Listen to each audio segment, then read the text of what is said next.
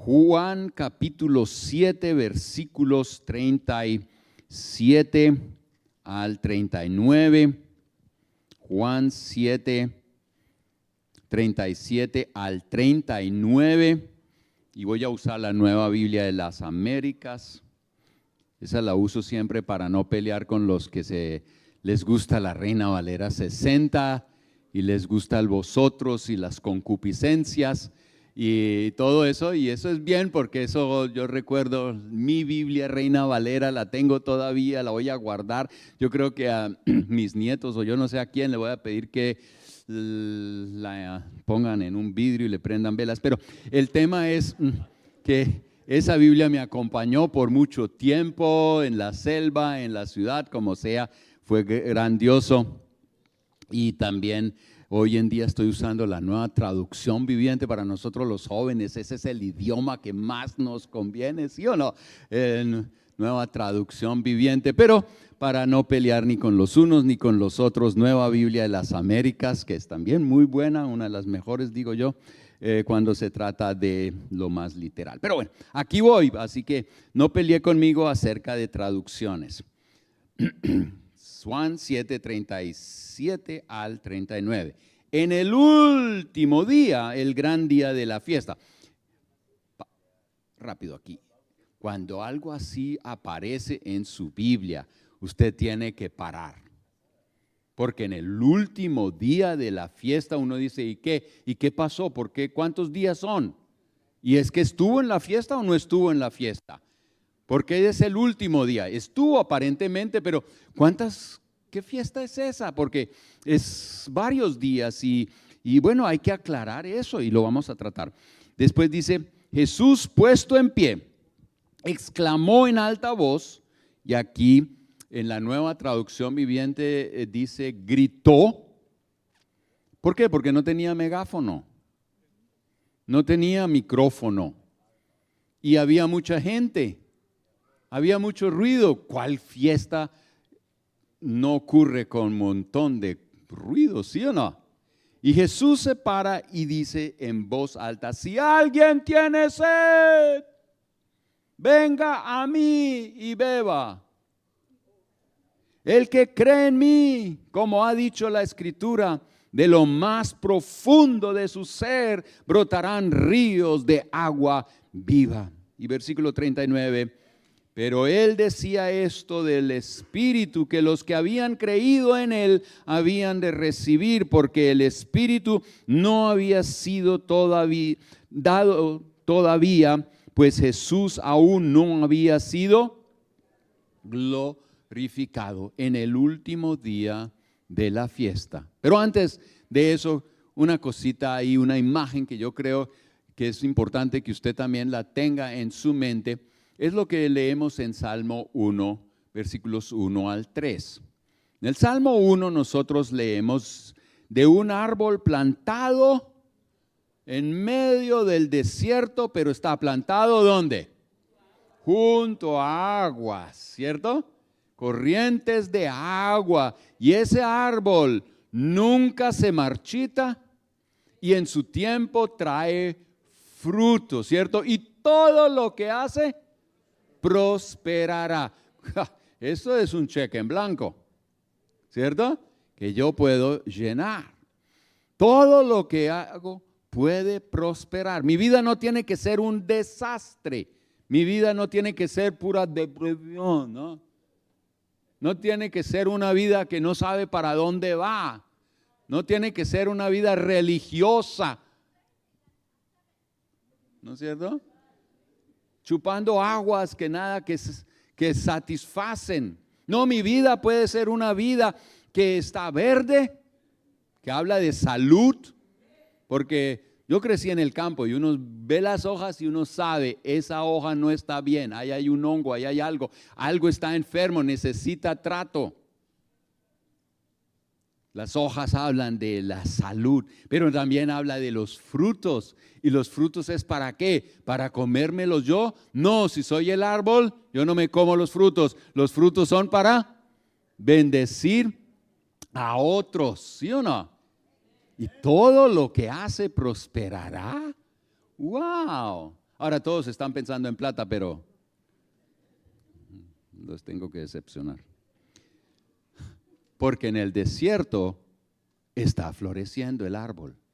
Es en el desierto, cuando lo exterior no es lo que a veces uno espera. Y a veces piensa uno que si lo exterior cambiara, mi interior también.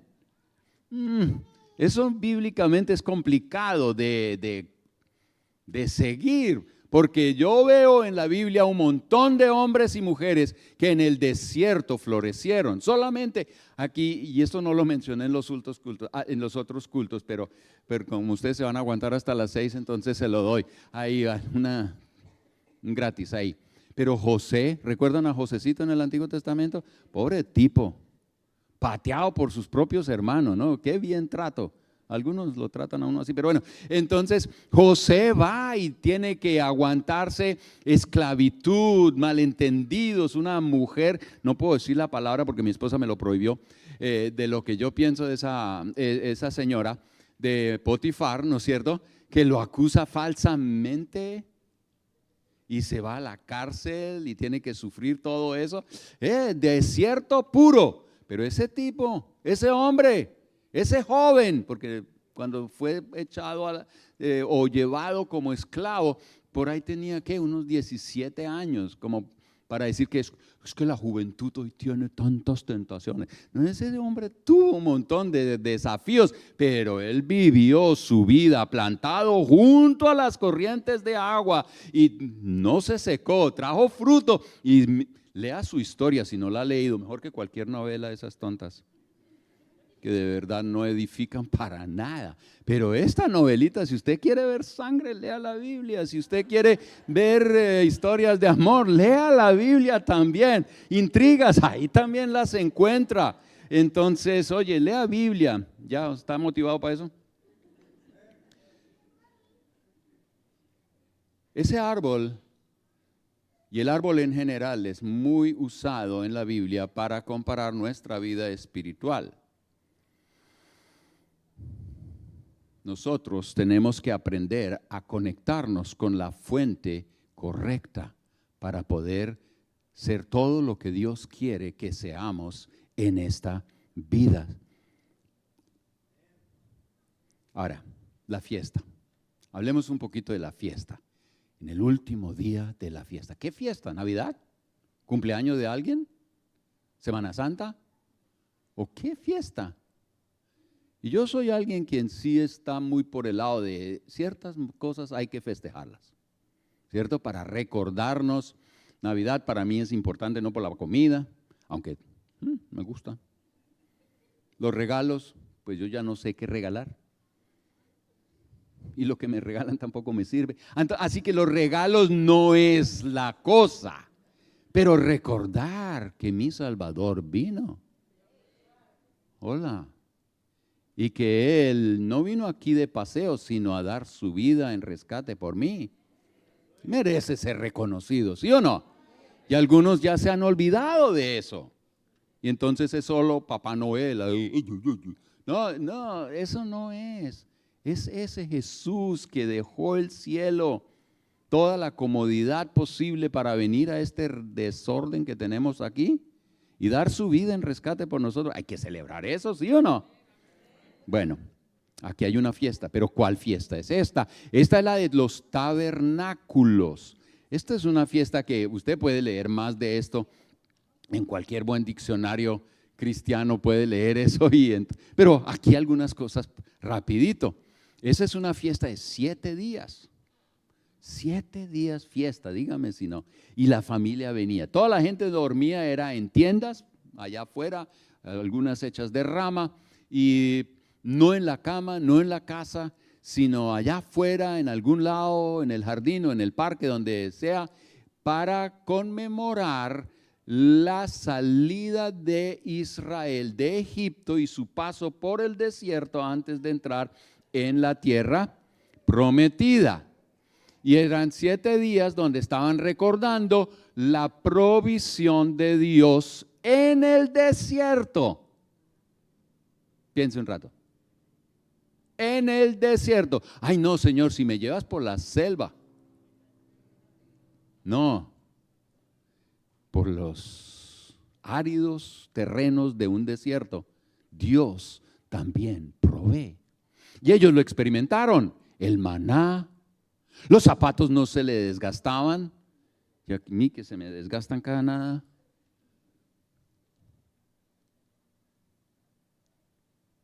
Y también había agua. No, en el desierto no hay agua, pero ahí sí había agua. Y hay una historia muy interesante, porque recuerdan esa historia, Éxodo capítulo 17, otra vez no había agua y tanta gente, esto no era un grupito pequeño, era un poco, ¿no?, de gente en el desierto y no hay agua. Y cuando a nosotros nos falta algo, ¿qué es lo que nosotros hacemos, aún los cristianos? Quejándonos, claro que sí, el presidente, el pastor, el vecino y todos esos, no, la mujer que me dio, el hombre que no se puso las pilas, y entonces estamos echándole la culpa a todo el mundo. Y aquí no había otro que el pastor Moisés. Y entonces había que quejarse delante. ¿Por qué no me sacó? ¿Por qué me sacó? Y ahora tenemos que morir acá. Yo prefiero los ajos de Egipto. Al que le guste el ajo, que se vaya para Egipto. Moisés va a donde Dios y dice: Señor, ¿qué hacemos con estos locos? Ahora, si yo hubiera sido Moisés, yo los hubiera bombardeado. Pero Moisés recibe una orden y le dice Dios a él: ¿sabe qué? Agarra tu vara. ¿Usted quiere saber de qué vara se está hablando? Lea la Biblia. Él tenía una vara, no una vara mágica, pero una vara que Dios le había dado para poder obrar y tener autoridad. Él fue con esa vara a ese tal monte o esa roca que le había señalado Dios, y Dios le dijo: golpea esa roca y agua saldrá de esa roca. Aleluya. Y claro, la gente ahora tenía agua y estaba feliz, satisfecha. De esa fiesta se trata acá esto. Una fiesta de gratitud, una fiesta de recordar, pero de recordar especialmente ese momento cuando Moisés golpeó la roca y entonces fluyó agua y la gente pudo satisfacer su sed. Ahora, el agua en la Biblia siempre está simbolizando, y es natural, felicidad, está también hablando de seguridad. Mi padre, mi viejo, que ya hace como 20 y algo de años que murió, él me decía, cuando yo era joven y bonito, yo nunca lo olvidaré. Él dice: un día no van a estar peleando por petróleo, van a estar peleando por agua. Y yo en esos tiempos decía, y el que vive en Colombia sabe que es uno de los países donde hay más agua. Chistoso. El año pasado vivimos tiempos donde no sabíamos si Bogotá iba a tener agua. De hecho, nos cerraban por 24 horas cada 9 días, según sector, el agua, y no había agua. Imagínese, usted se levanta y no hay agua, y usted quiere ducharse. Usted aprende a bañarse con 8 litros de agua. ¿De verdad? Lavar su cabellito y peinarlo bien, ¿cierto? Y dejar todo lo que huele mal a un lado. Usted aprende. ¿Agua? ¿Faltar agua y pelear por agua? Ahora, petróleo nos puede faltar, aunque es complicado, pero agua, tremendo cuando usted no puede cocinar su sopa. Cuando el baño se llena de algo que usted no quiere que se llene. No seamos reales, porque esa es la vida cuando no hay agua. Y aquí, ni hablar de cosechas. Agua es importante. Por eso esta parte de la Biblia sí es importante, porque en lo espiritual es igual que en lo físico y aún peor. Porque si en lo espiritual nos falta el agua viva, ¿sabe qué? Usted huele a feo. Usted no se puede bañar. Usted no va a experimentar renovación. No va a poder cocinar. Ahora, cuán importante era el agua lo entendía mi viejo. Yo crecí en el campo, mi padre fue agricultor y él nos decía, si ustedes van a comprar algún día un terreno, siempre miren que tenga agua. Él sabía, si no hay agua, no hay cosecha. Y si no hay cosecha, no hay plata. Y si no hay plata, el resto usted lo puede pensar. Entonces el agua es muy importante. Y por eso la Biblia sí hace un punto grande con el agua. Y aquí estamos celebrando ese momento cuando Dios dio el agua al pueblo de Israel. Ahora, cuando hablamos de agua y la sed que podemos tener, y ahora no estoy hablando de la sed física, sino de la sed espiritual, emocional, es real, tenemos sed, ¿sí o no? Hay sed de propósito, hay sed de ser amados, hay sed de perdón de pecados, ¿cierto? De que alguien me diga, te amo, ¿cierto? No eres tan malo como pensabas, porque nosotros somos siempre gente que piensa más mal que Dios de nosotros. Y entonces uno dice, pero necesitamos que alguien satisfaga esa sed que nosotros tenemos. El problema es que esa sed nosotros tratamos de satisfacerla en el lugar equivocado, con aguas podridas, con aguas que a veces son dulces pero que dañan, que corrompen. Mire, puedo mencionar algunas, y claro, cada una podría ser una prédica, pero nosotros, bueno, una cita bíblica antes de eso, porque usted dice eso. ¿Por qué lo dice? Bueno, aquí dice, Isaías 55, 1 al 3, dice, todos los sedientos vengan a las aguas, y los que no tengan dinero, vengan, compren y coman, vengan, compren vino y leche, sin dinero y sin costo alguno. ¿Cuántos se apuntan? Aleluya. Pero aquí sigue la cosa. ¿Por qué gastan dinero en lo que no es pan? Y su salario en lo que no sacia. Escúchenme atentamente y coman lo que es bueno, y se deleitará su alma en la abundancia. Si nosotros buscamos muchas veces en el lugar equivocado. ¿Dónde? Por ejemplo, relaciones humanas equivocadas. ¿Cuántas veces hemos sido heridos por alguien? Confiamos y nos deja mal parqueado. ¿Sí o no? Sí, a veces duele. Mi interior a veces dice, ¿cómo lo mato? Yo sé, esos son solamente esos colombianos. Y además mezcla alemana, eso es peligroso. Una combinación atómica. Pero yo sé que todos somos humanos, ¿no? Entonces tenemos relaciones tóxicas, creemos que esa amistad puede llenar aquello que solamente Dios puede llenar. Y déjeme decirles una cosa, hasta el cónyuge no puede ser aquella persona que va a llenar todo en su vida. Yo tengo una esposa, ya cumplimos 47 años, vamos para los 50, estoy ahorrando para esa fecha.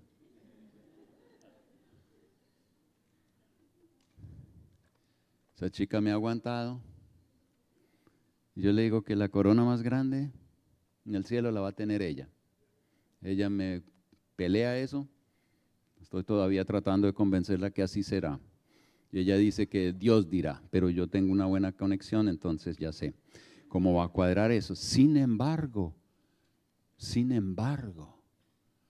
hemos vivido 47 y no a puños. Ha sido un tiempo muy lindo. Yo no puedo imaginarme mi vida sin esta chica. Yo no sé si ella se va primero. Estamos peleando quién se va primero.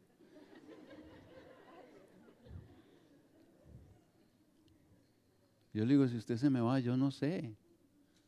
A la larga me voy rapidito detrás de usted. La amo mucho. Pero hay una cosa.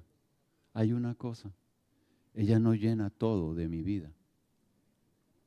ella no llena todo. Y yo se lo he dicho y ella me lo dice a mí. Eso no es justo, pero bueno. No, las personas no llenan todo. Otros, logros, éxitos. ¿Cierto? ¿Cuánto luchamos por si tengo ese logro, si tengo ese éxito? Y llega uno allá y uno dice, ah, ¿y eso es todo? Yo pensé que esto daba más felicidad, más gozo, más dinero. Y no es así, ¿cierto? Y yo lo digo, mire, como Pastor Jeff me presentaba, ¿no? Yo he sido misionero he trabajado en Colombia, he trabajado en Alemania y en Perú, en la región latinoamericana. Todavía no he decidido en qué montaña morir. He trabajado por aquí, por allá, pastoreando iglesias, esto y lo otro. Y yo miro para atrás y yo digo, ahora a esta altura de mi vida, ¿y qué? ¿Y qué? Escriben en una biografía que hizo esto, que hizo eso. ¡Wow! Impresionante, de verdad. Pero no, eso no llena. Eso no llena. Yo lo experimento ahora, en esta etapa de mi vida. Ahora yo sigo trabajando, ya no en las carreras de antes y todo ese cuento, pero yo miro y yo digo,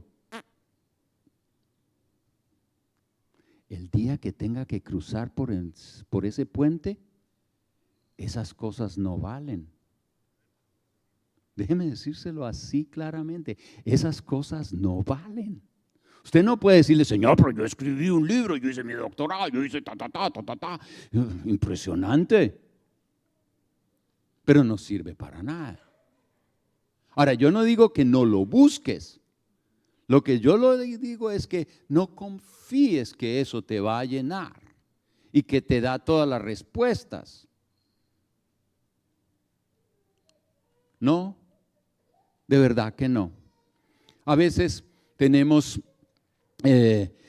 entretenimientos y placeres y pensamos que eso es lo que nos llena y que nos da el gozo. Algunos llegan y están felices que llegó el viernes para emborracharse esa noche y aguantarse todo el fin de semana, o su familia lo tiene que aguantar y creen que con eso viven. Otros se meten alguna cosa y otros se chupan algo espiritual. Y todos buscando satisfacer la sed, esa sed en este desierto en el que nosotros vivimos. Bueno, y el dinero, ¿qué me dicen del dinero? Creemos que, el dinero, si hago más dinero. Y he visto gente, porque he viajado por Latinoamérica y he estado en lugares, yo le digo, en unas camas donde no sé qué me picó.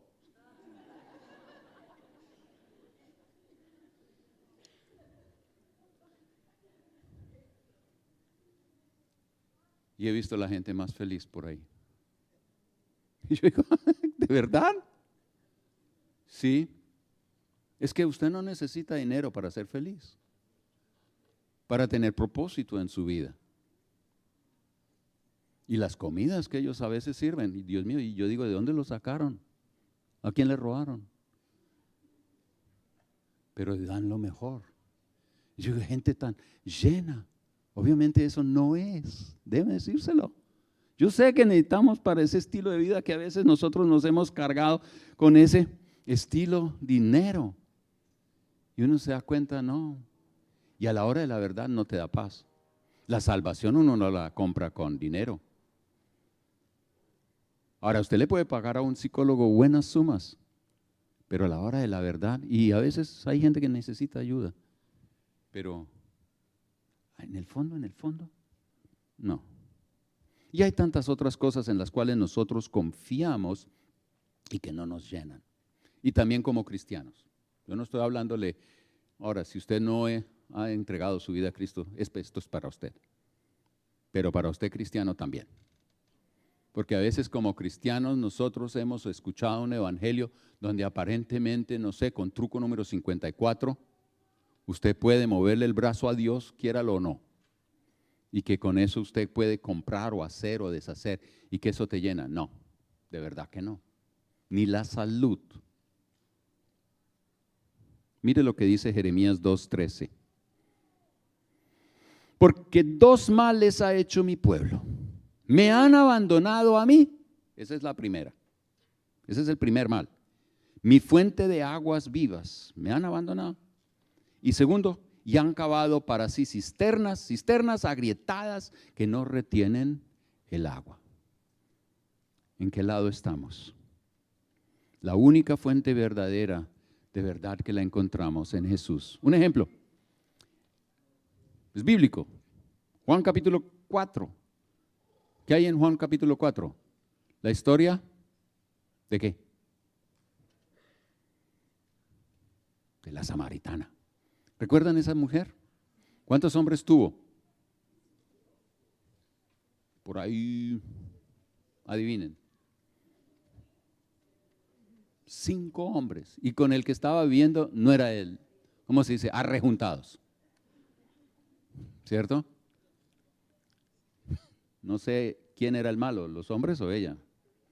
Pero eso muestra que esta mujer estaba en problemas. Tenía deseo de amor, sed de amor, y no se lo dieron. ¿La echaban cada nada? ¿O qué pasó ahí?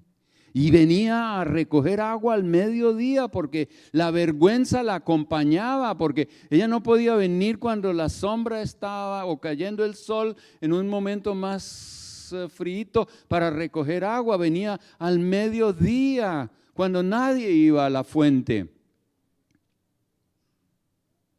Y ahí hubo una discusión porque se encontró con Jesús. Claro, no voy a entrar en todo este cuento, usted le hace esa historia. Pero finalmente termina diciéndole Jesús, mire, mujer, si usted toma del agua que yo le doy, no tendrá sed jamás. Ella pensó en lo físico, ¿cierto? Es cristiana materialista.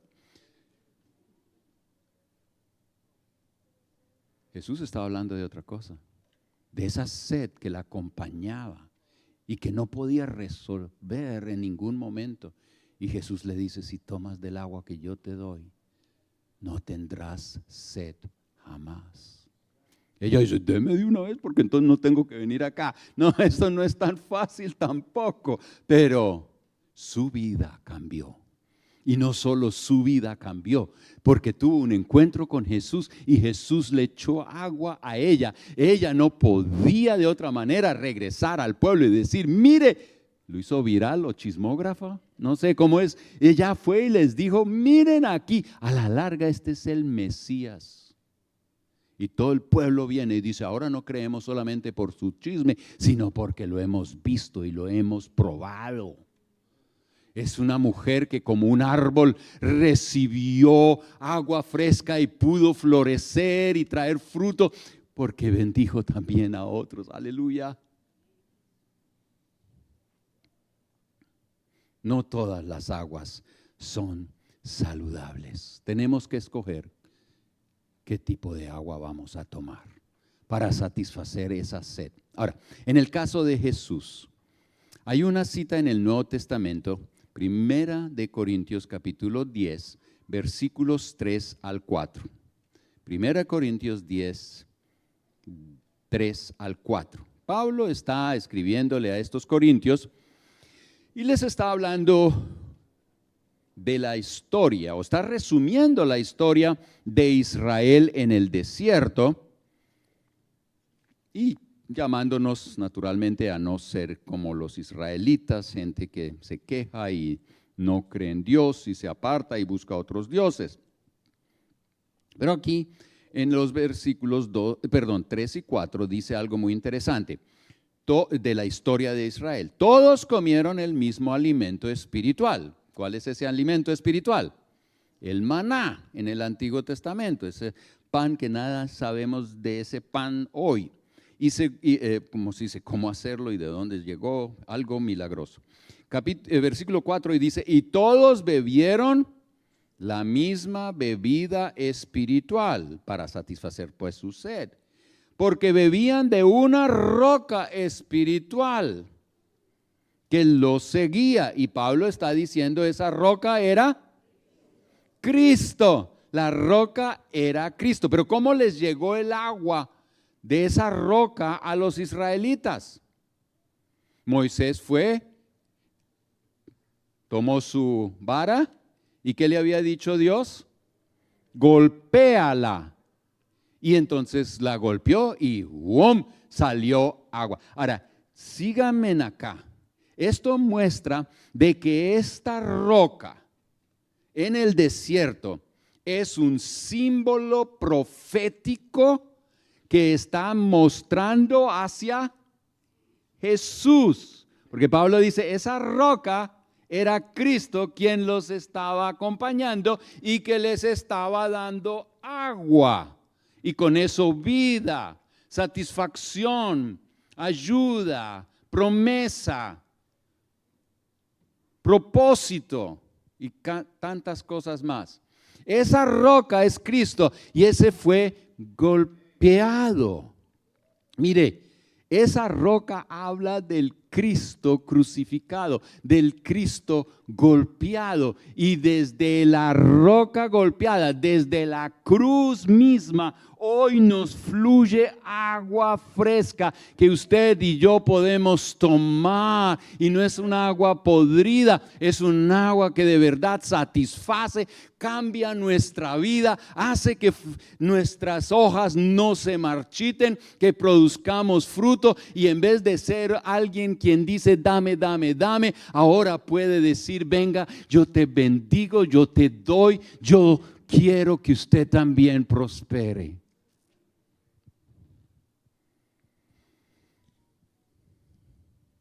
La cruz. Cristo no vale nada sin la cruz. Para algunos era un maestro, para otros era un profeta, para otros era uno que hacía milagros, para otros era alguien quien pues multiplicaba panes para llenarle la barriga.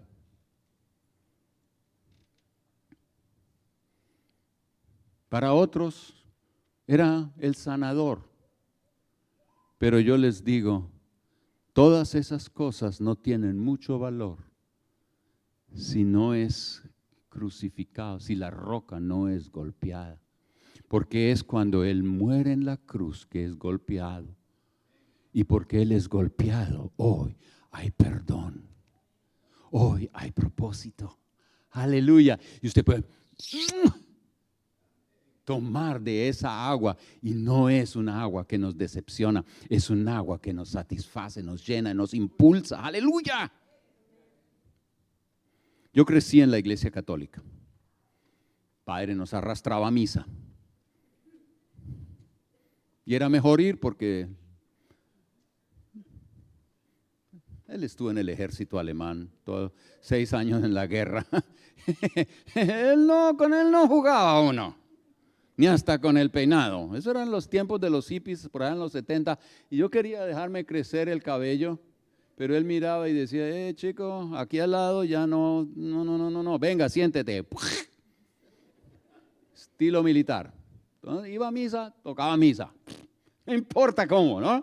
Y entonces yo dije, para no aburrirme y tener acción, porque yo quiero acción, yo voy y me hago monaguillo.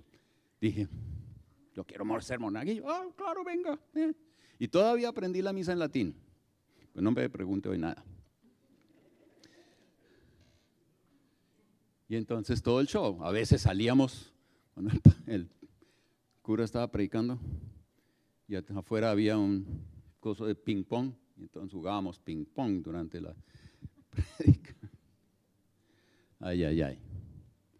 Pero llegó el tiempo donde pues uno sabe que tiene que hacer la tal primera comunión y entonces uno llega y se confiesa por primera vez, ¿sí o no? ¿Alguien pasó por ahí? Mea culpa, mea máxima culpa, ¿no? Entonces yo lo tomé en serio, yo dije, tengo que arreglar mi vida, porque hay cositas ahí, bueno, yo no había matado a nadie, no había tomado droga ni nada de eso, pero suficientes pecados para sentirme mal, como perro en misa. golpeado, pateado y odiado. Y yo lo voy a arreglar. Entonces empecé. ¿Qué hice? Yo he mentido. Y bueno, hice una lista. Una hoja. Yo fui a confesar mis pecados y salí con otra lista más larga. Tantos Padre Nuestros, tantos de esto, tanto de lo otro. Y entonces yo dije, no, yo tengo que hacerlo de verdad. Yo quiero estar bien con Dios. Ok. Un Padre Nuestro. 2, 3. Y de repente perdía yo la cuenta. Y llegué y dije, ¿y qué tal que si me ha fallado una? Entonces le añadía una oración al más. No, entonces le añadía porque yo no quería fallar, yo quería estar bien con Dios. Entonces póngale ahí la, ¿cómo le dicen aquí? La ñapa o la...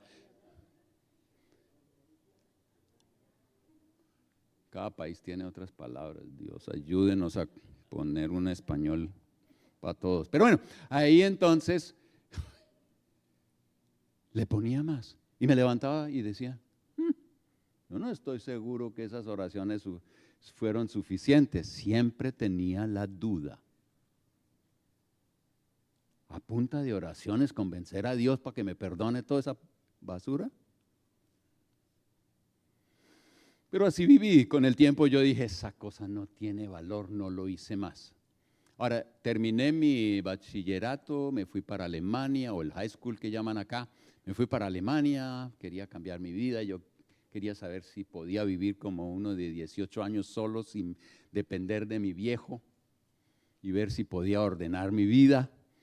Y claro, me metí a trabajar, a estudiar, a aprender mecánica, y estaba haciendo prácticas, y en esta fábrica me encontré con un argentino.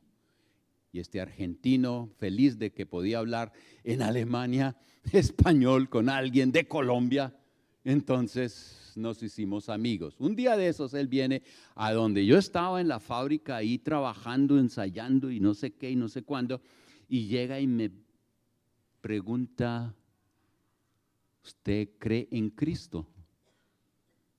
Y yo le digo, pues sí.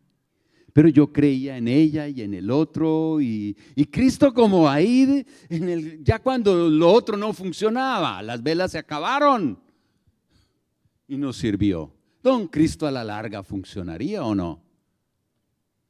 ¿O ustedes fueron diferentes?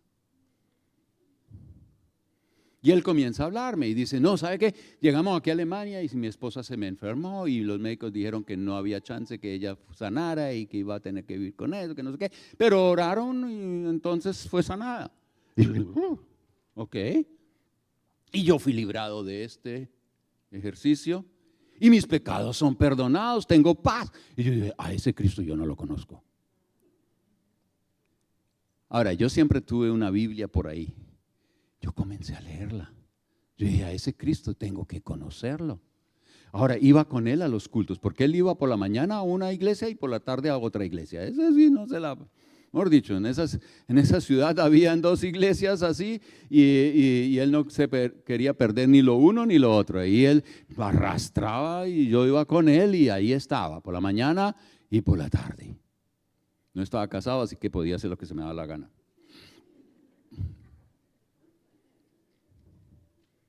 Un día de esos, el pastor de una iglesia llega y como que dice, usted ya ha venido aquí tantas veces, ¿usted no quiere entregar su vida a Cristo? Y yo dije, sí, yo en realidad estaba ahí para ser cosechado.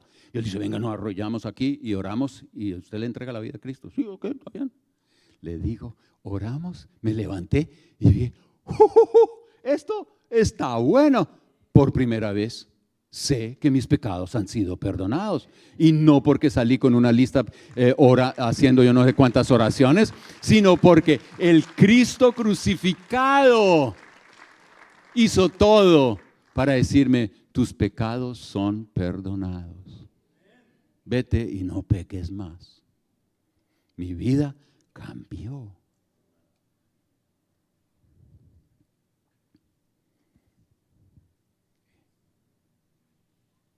Estimados, la roca es la que nos da el agua y esa roca es la que usted y yo necesitamos en nuestra vida para vivir una vida llena. Ahora, hay algo que quiero comentarles aquí también.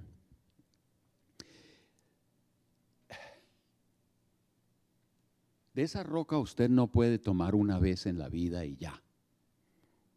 Sí, cuando yo era joven y bonito entregué mi vida a Jesús. Eso cambió la ruta también de mi profesión. Yo dije, cuando termine esto, yo me voy y voy a servir a Dios. De hecho, pronto nos casamos, bien jovencitos, me dijeron que era de verdad jovencitos. Bueno, y en realidad hoy se casan tan tarde, no sé por qué. Quieren vivir siempre del presupuesto del papá. Pero bueno, bien jovencito nos casamos y le dije a mi esposita, mire, si nos casamos es bajo una condición, vamos a servirle a Dios en cualquier lado del mundo. Si usted está dispuesta, nos casamos, si no, me voy a buscar otra. Más o menos así le dije, usted puede preguntarle y yo le puedo dar el teléfono. 2, 3 semanas más tarde, ella viene y dice, ok, vamos a servirle. Y fuimos al instituto bíblico, juntos, a estudiar, a aprender, para poder servirle a Él. Esa conversión cambió mi vida, pero yo le digo una cosa, eso no fue suficiente. Ahora, para mi salvación sí, pero para servirle, para vivir más cosas a lo largo del camino con Él, he tenido que buscar encuentros con Dios constantemente. Aún aquí como un viejo que desea llegar a los 98, donde llegó mi mamá, murió hace unos meses atrás, en enero, quería llegar a los 100 y yo le dije, no lo ponga tan difícil para nosotros. Competir con ella era complicado, de hecho es la más viejita de todas, 98 años. Ya el último año sí fue difícil. Y no sé cuántos años tendré, pero mire, no importa cuán viejo o joven uno sea, uno necesita esa agua todos los días. Yo miro para atrás y yo digo, ¿y eso fue todo? Ahora, yo no he tenido una vida aburrida, es verdad que no. Cada capítulo ha sido una bendición, pero finalmente, todo eso, no. Si usted no está ahí junto a la cruz, junto a aquel que fue golpeado, del cual fluye agua y todavía fluye, no se ha apagado y no hay escasez, sino que sigue corriendo el agua. ¿Cómo queremos nosotros tener encuentros con ese Jesús a diario? Mire, la fórmula es bastante sencilla y bíblica además. La Biblia dice en Juan capítulo 1 que el verbo se hizo carne.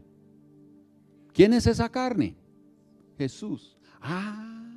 Adivinen qué.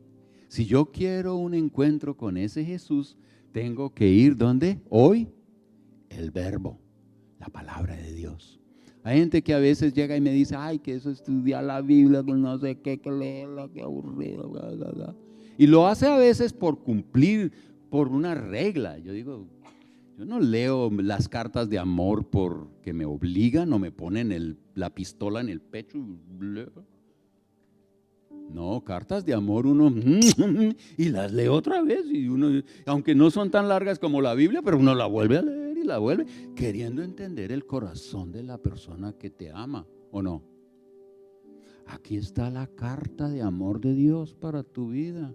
Él revela su corazón y cuando uno se mete ahí, usted empieza, no puedo creerlo. Él es mi Dios, Él es mi Jesús. Él es el que me ama, Él es el que me acompaña, Él es que me saca del hoyo cenagoso, el que me provee, que hace que mi vida tenga valor, que prospere. Si usted estudia la Biblia, y lo he experimentado en un montón de veces, en mi propia vida y en la vida de otros, que cuando leen Biblia, cuando la estudian, dedican tiempo, deje esa tonta novela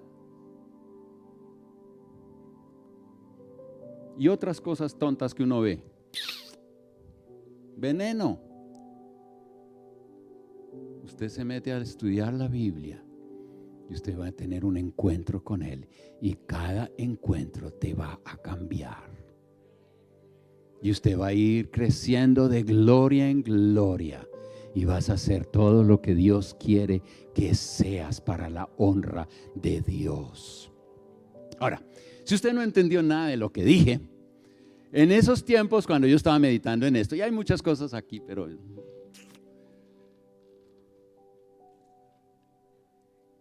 ahora estoy durmiendo mejor.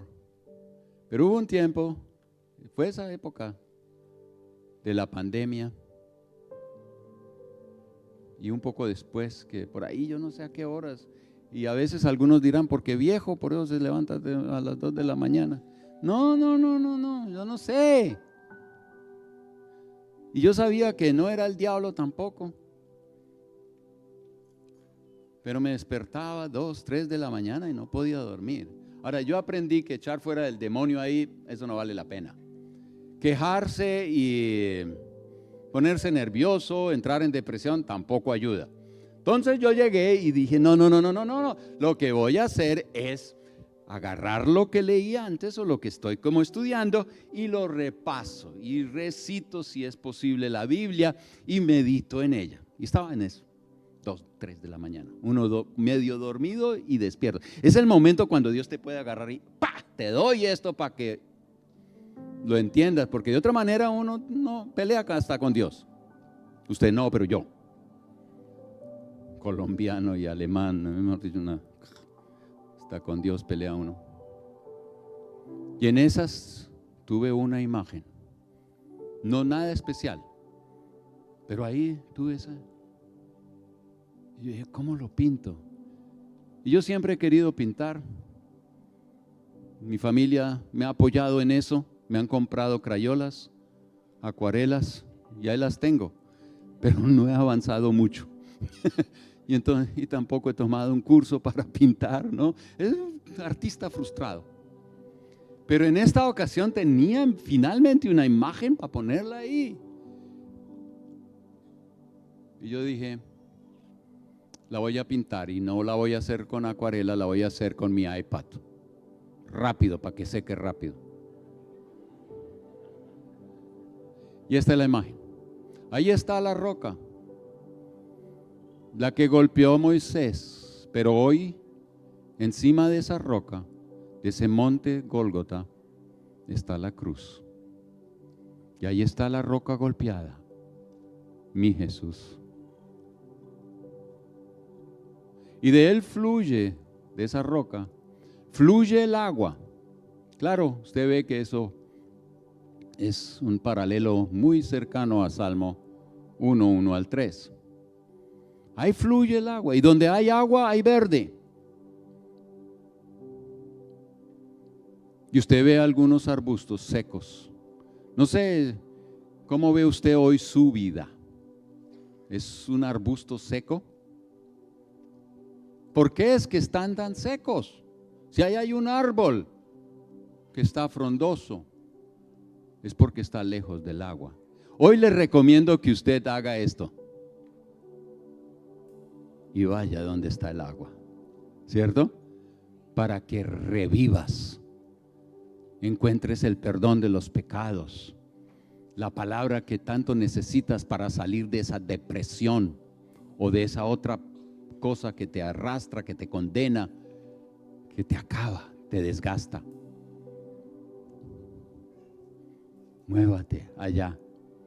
Ahí vemos el árbol. Él sabe dónde está el agua. Él está plantado. Ese chupa de esa agua que viene de la roca golpeada. Y está frondoso. Pero también tiene frutos, porque usted sabe muy bien que un árbol no produce frutos para alimentarse él mismo, sino para alimentar a otros. Y eso es lo que Dios nos ha llamado a hacer. Nosotros no estamos acá para ser bendecidos y ser solo mar muerto donde entra pero no sale. Nosotros somos gente que va a tomar del agua y vamos a producir fruto para bendecir a otros. Así como el argentino que me compartió a mí el evangelio. Él, lleno del agua, compartió. Y ahora yo estoy sembrado junto a esas aguas para compartir con otros. A eso Dios nos ha llamado. Hay gente que dice, ay, pero es que en la iglesia no hay cupo para servir. ¿Sabe? Esa disculpa la conozco muy bien. He sido pastor en diferentes países y no importa el color de la piel, esas tonterías los dicen todos. ¿Sabe qué? Allá afuera en la calle hay mucho terreno. Si en la iglesia, por A o B o C, usted dice aquí no hay, aunque yo me imagino que hay con 300 voluntarios, pero yo digo, hay tantos otros que no están en nada. Y yo a mi iglesia siempre le decía, deje de quejarse. Usted busca púlpito, vaya a la calle. Yo no lo estaba echando de la iglesia. Lo que yo estaba diciéndole es, ¿sabe qué? Allá afuera, en tu trabajo, en tus estudios, en tu vecindad, hay un montón de gente que necesita un árbol. Quien está plantado junto a las corrientes de agua viva, se llena con esa agua, florece, produce fruto y bendice a otros. Yo podría aquí predicarles toda la tarde de verdad, porque he investigado y sigo investigando todas aquellas personas en la Biblia que no tienen nombre y que han sido de bendición. Y hay varios, especialmente mujeres, que no les dan nombre, ni en la Biblia. Pero si no hubiera sido por ellas, ciertas historias no estarían en la Biblia. Usted no tiene que tener un nombre, usted lo que tiene que tener es conexión con ese chorro de agua viva.